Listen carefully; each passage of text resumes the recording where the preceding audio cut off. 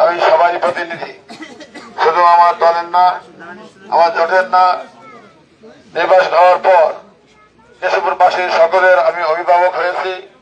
অভিভাবকের দায়িত্ব পালন করা আছে, সেবকের দায়িত্ব পালন করা। আমি শাসক নই, আর অভিভাবক বলার দায়িত্বে বলা হবে আমি সেবক।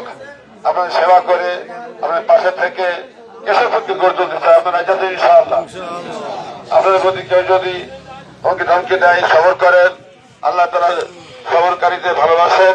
আর যারা হুমকি ধমকি দিচ্ছেন বা দিয়ে থাকেন বা ফিজিক্যাল টর্চার কেউ কেউ করছেন শুনেছি, এজন্য আমি আমাদের কাছে অনুরোধ করি, আবেদন পেশ করি, আসুন কেশবপুর করার স্বার্থে হানাহানি ভুলে যাই, হিংসাতে ভুলে যাই, ভালোবাসায় সিক্ত হই, সহানুভূতি সহমর্মিতার বন্ধনে আবদ্ধ হয়ে কেশবপুরকে সামনে এগিয়ে নিয়ে যাই।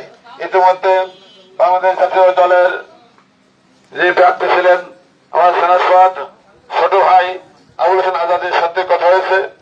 তার বাসায় আজকে আমরা গিয়েছিলাম, বেশ সময় ব্যয় হয়েছে, সৌহার্দ্যপূর্ণ সমৃদ্ধিপূর্ণ আমাদের সময় কেটেছে।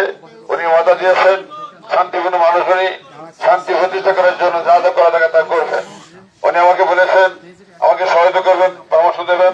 আমিও বলেছি ওনার কাছে সহায়তা পরামর্শ নিব ইনশাআল্লাহ। ভাই ভাই হিসেবে বসবাস করি, আগামীতে ইনশাআল্লাহ ভাই ভাই হিসেবে বসবাস করবো। সকল হানাহানি ভুল বোঝাবুঝি দূর হয়ে যাক আমার সবাই চাই। সবাইকে অশেষ মোবারকবাদ ধন্যবাদ জ্ঞাপন করে আমার কথা শেষ করছি। আসসালামু আলাইকুম ওয়া রাহমাতুল্লাহি ওয়া বারাকাতুহু।